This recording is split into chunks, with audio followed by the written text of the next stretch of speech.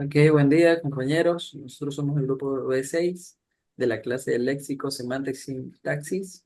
Estoy acompañado de mi compañera Maydelin Vélez y Lexi Monserrat, quien les habla Ever Cedeño, su Cedeño. Vamos a hablar un poco de lo que es la semántica y un tanto sobre sus roles. Como primer punto tenemos el nivel semántico. No sé si alguna de mis compañeras tiene algo que decir al respecto, sino para poder comentar algo. Pues como se entiende, ¿no? La semántica es aquello que tiene que ver con los niveles lingüísticos, tanto como con el fonológico y el pragmático, ¿ok? En cuanto a las competencias léxicas, vemos que adquirir y comprender un vocabulario tiene mucha importancia en un proceso de su significación. Es más, estas están relacionadas entre significados. Como podemos ver en en la exploración de cómo se relacionan y se conectan los diferentes significados en el lenguaje. También es bien sabido que el nivel semántico se encarga de, o sea, el objetivo de esta es descomponer el significado de las palabras en unidades que son llamadas semas o rasgos semánticos. Y esto nos permite segmentar el significado de las palabras y diferenciar el significado parecido y las palabras del significado opuesto. Correcto, como vemos también tenemos los signos lingüísticos.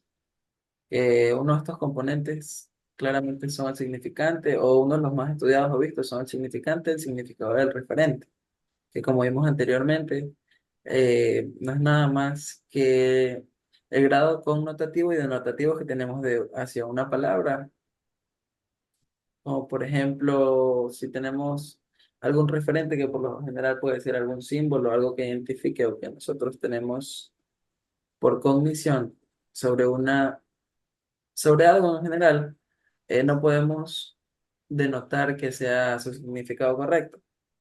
Entonces tenemos que entender los rasgos y diferencias de estos signos lingüísticos. Entre las ramas y límites de la semántica tenemos la cognitiva, la lógica y la lingüística. De pronto, no sé, Juliet, sí, Madeline, algo que comentar al respecto. Estás muteada, Juliet, no se te escucha. En sí, dentro de las ramas, dentro de la cognitiva, como dice, es la que estudia la estructura y cómo se representa cierta palabra y su significado en la mente de la persona, ya que muchas personas podemos tener diferentes significados para una palabra y pues eso es lo que trata de enfocarse. Claro, como dijimos anteriormente, por lo general lo relacionamos con un símbolo o algo así. Por ejemplo, cuando hablamos de un hospital, un rasgo claro, un símbolo claro son las cruces o algún símbolo de infraestructura de un hospital como tal en cuanto a símbolo de tránsito, por ejemplo.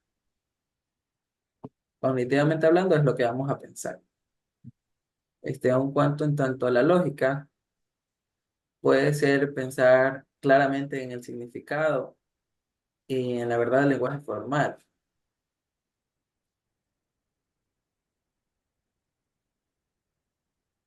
haciendo referencia al Eh, haciendo referencia al mismo Eh, ejemplo de las señales de tránsito, pues lógicamente, por ejemplo, el paso cebra es un rasgo lógico ya de la semántica, que aunque no haya un rasgo denotativo, pues por cognición vamos a saber el significado de lo mismo. También en la semántica lingüística se sabe que está conformada por dos tipos. Es el signo que vendría a ser el significante y también las funciones que serían los significados. Aparte de eso también existen las partes del objeto y las relaciones que tienen que ver con el emisor y el receptor. Y dentro de ahí se se desborda las diferentes funciones del lenguaje, las funciones simbólicas, que también la sintomática y la señalética, como decías, con el signo de...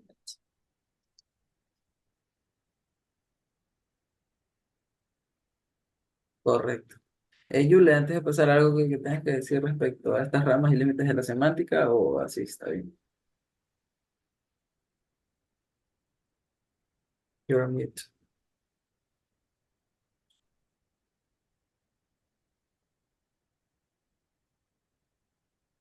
Correcto. Bueno, seguimos con la semántica estructural. Maya, ¿en algo de pronto puedes decirnos algo al respecto?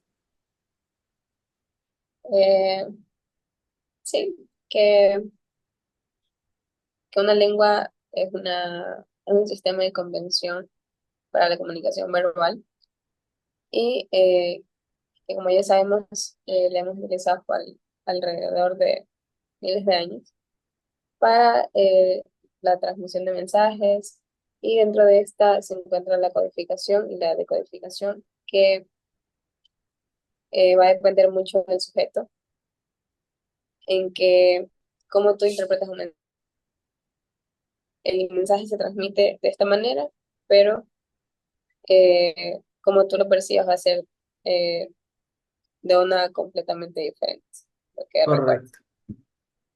Correcto. De pronto dentro de esta semántica estructural vemos un poco lo que es el campo léxico, la posición semántica y la jerarquía de la misma. O sea, por ejemplo, el campo léxico, como sabemos, es cuando un conjunto de palabras está relacionadas por su significado, como tú mencionabas, el hecho de dar un mensaje claramente y poder entenderlo con eficacia.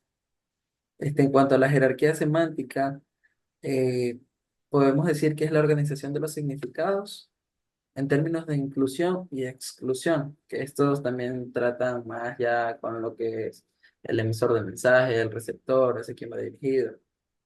Entonces, un poco más de lo que es la gramática en sí y sus componentes.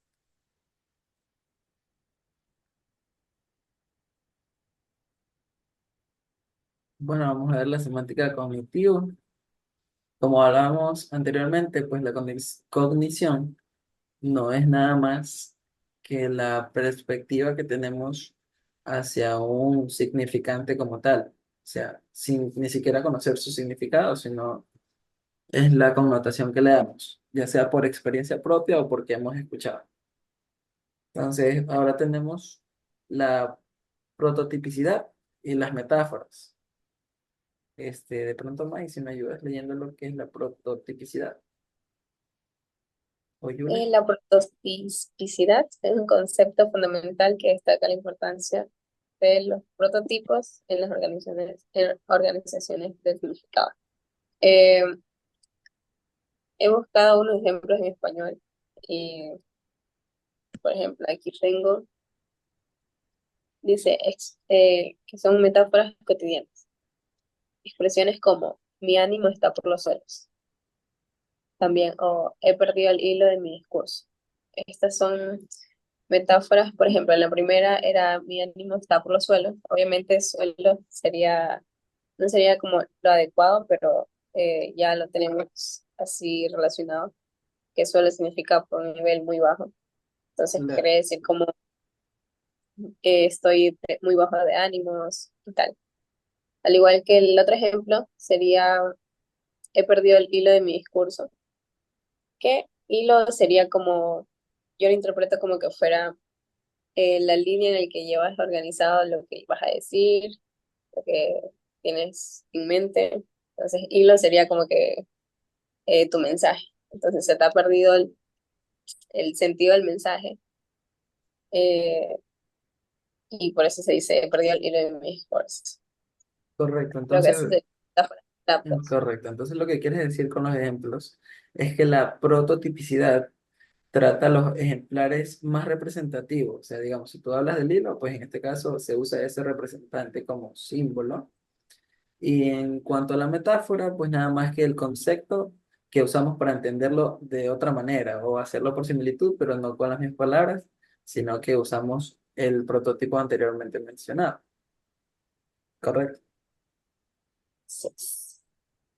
Yule, Bien. ¿algo al respecto? Sí, me gustaría hablar sobre lo que eran las metáforas conceptuales dentro de esto, ya que existen muchos términos que usamos dentro de nuestra lengua que pues hacen relación o hacen énfasis en esto.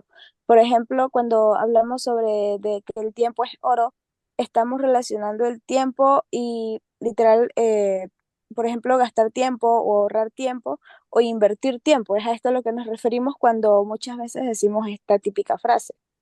Así como también hay otras como argumentar es guerra, que ya que se refiere a defender una posición o a ganar una discusión. Correcto. Es-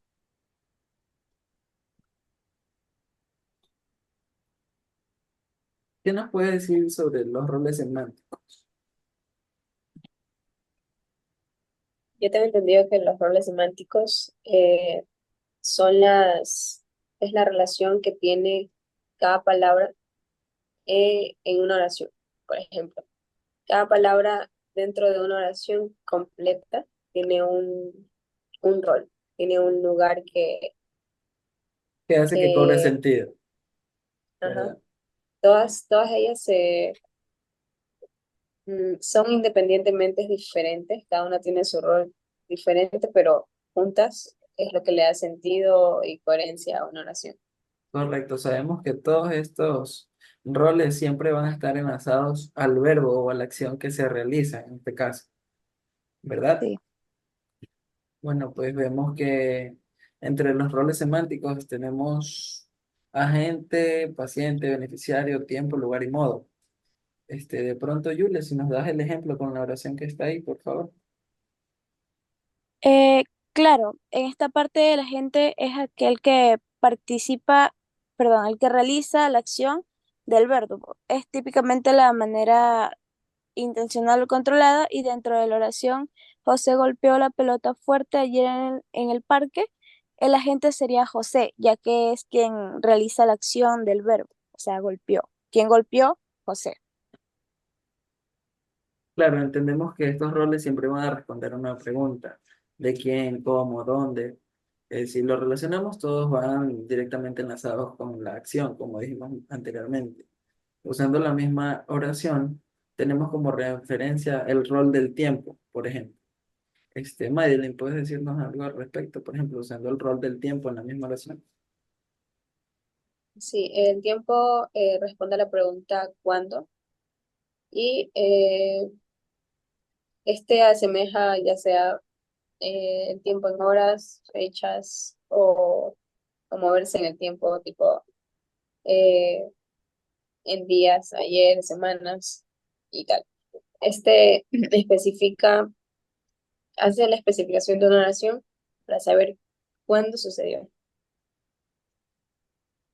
Correcto. También sabemos que entre estos roles semánticos, perdón, vemos que existen las relaciones léxicas. De pronto vemos un poco sobre la sinonimia, la antonimia. ¿Algo que decir al respecto, por ejemplo? Bueno, sí, Bueno, la sinonimia.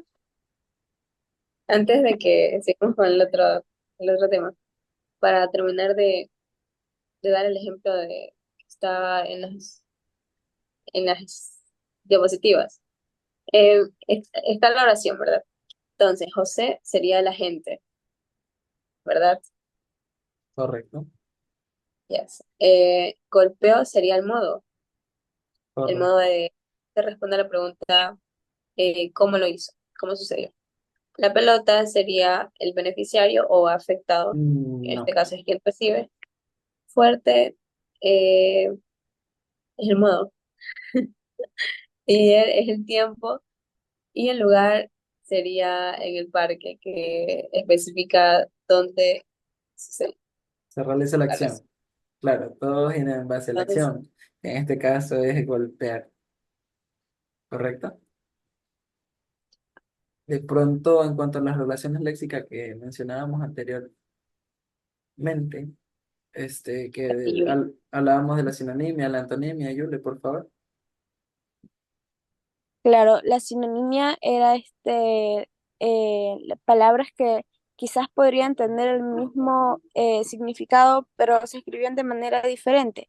Por ejemplo, ejemplos de sinonimia están feliz y alegre, ya que hacen referencia a una persona que se encuentra en un estado de plenitud o contenta.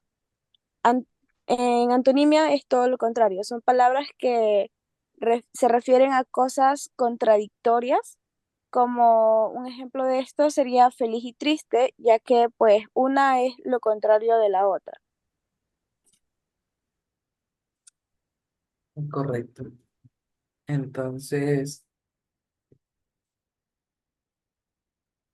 También está, eh, como quien diría, siendo el contrario de la sinonimia, sería la antonimia, eh, que serían las palabras con significados opuestos. Así igual, bueno, significados opuestos son los antónimos. Está rápido, lento, alto, pequeño y así. También está la hiponimia, que es la relación entre una palabra general y otra más específica. En estas está que la palabra general es llamada hiperónimo y la específica hipónimo. Por ejemplo, eh, podemos decir de flores. Flores sería como que en general, ¿verdad? Entonces sería considerado hiperonimia, hiperónimo. En cambio, rosa, que ya sería un tipo de la flor, sería un tipo de flor, sería hipónimo.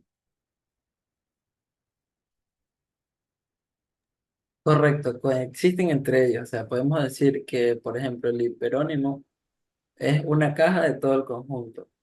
Y los hipónimos son los objetos que hay dentro de esa caja, ¿correcto? Gracias. También no sé si recuerdan acerca de la homonimia, no sé si alguien recuerda.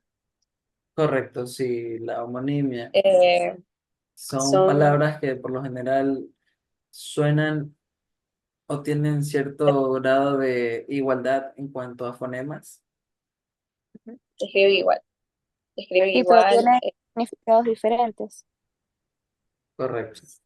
o sea, se puede utilizar para varios contextos. Sí, un ejemplo de esto sería banco, ya que pues cuando hablamos de esto, dependiendo del contexto, estaríamos hablando de una institución financiera o de un asiento. Correcto. Asimismo, también está la monosemia, que son las palabras que tienen, que coexisten solas, que solo Tengo tiene, esa solo, palabra solo tiene un solo significado y no hay más. Y hay muchas, como por ejemplo, también está el